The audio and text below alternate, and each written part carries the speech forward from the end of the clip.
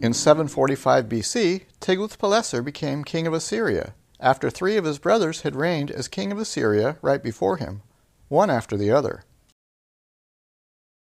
Before Tiglath-Pileser took the throne, Assyria was in a period of several years where they were quite docile. This kinder, gentler Assyria seems to correspond to Jonah's preaching at Nineveh and Assyria's repentance. But Tiglath-Pileser was intent on restoring the tyrannical reputation of Assyria.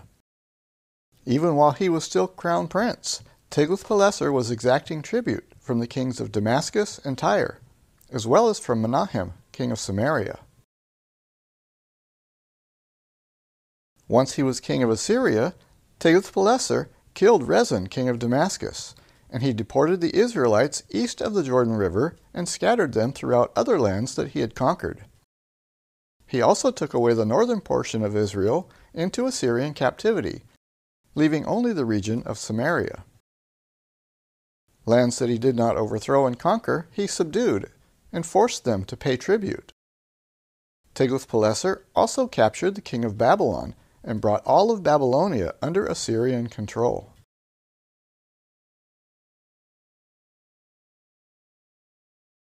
Notice the mention of the Medes in this inscription of Tiglath-Pileser. I ordered my armies to march against the Medes. As for those city rulers who were not submissive, I conquered their cities, defeated them, and took their spoil. As for those who did submit, I received their tribute, 130 horses from Bit Ishtar, 120 from other cities, 100 horses from, etc. There are a couple of points of interest in this inscription. First, as we will continue to see from the annals of later Assyrian kings who forced tribute from the Medes were apparently in possession of some of the best horses in the known world at the time. Horses that would be valuable to a king in his kingdom.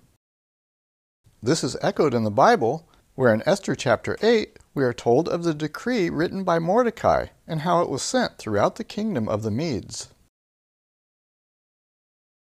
And he wrote in the name of King Ahasuerus, sealed it with the king's signet ring, and sent letters by couriers on horseback, riding on royal horses bred from swift steeds. The second thing we want to note from Tiglath-Pileser's inscription is the mention of different city rulers in the cities of the Medes.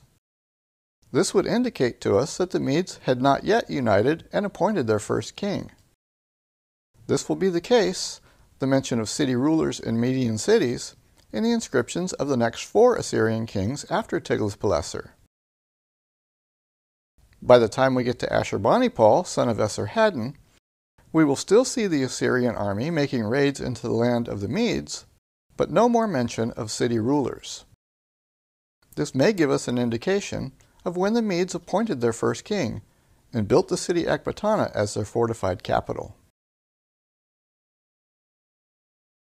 After Tiglath-Pileser, his son Shalmaneser took the throne in Assyria.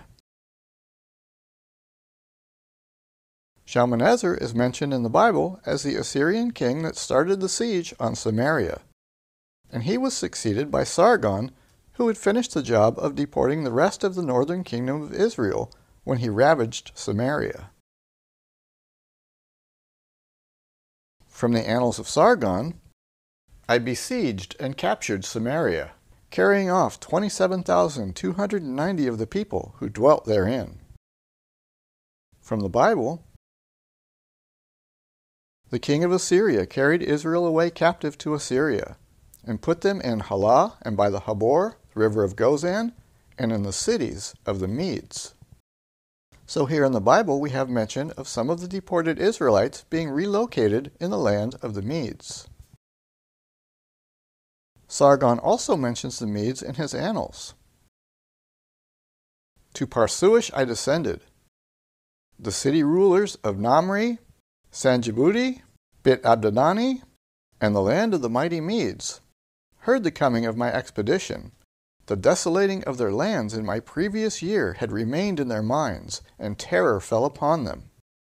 Their heavy tribute they brought out from the midst of their country, and made Parsuish my possession.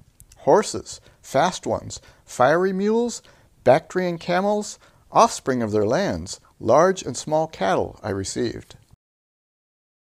Notice again the mention of these fast horses, and the presence of Median city rulers rather than a Median king yet at this point.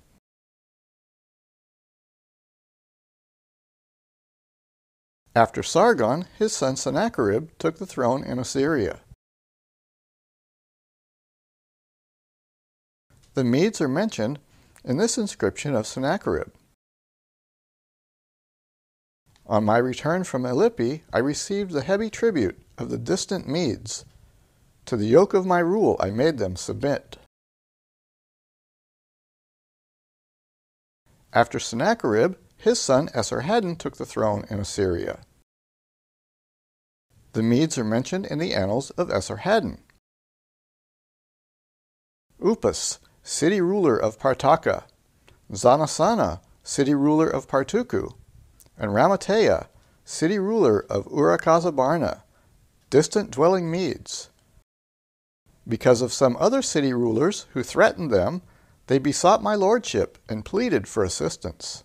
I sent my men with them as governors of their lands.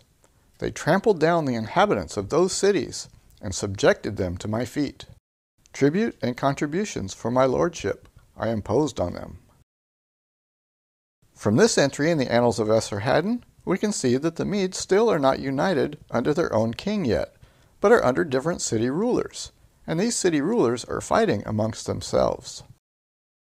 It's apparently during the reign of the next Assyrian king, Ashurbanipal, son of Esarhaddon, that the Medes will appoint their own king and build the fortified city of Ecbatana. That's where we'll pick up in Part 3.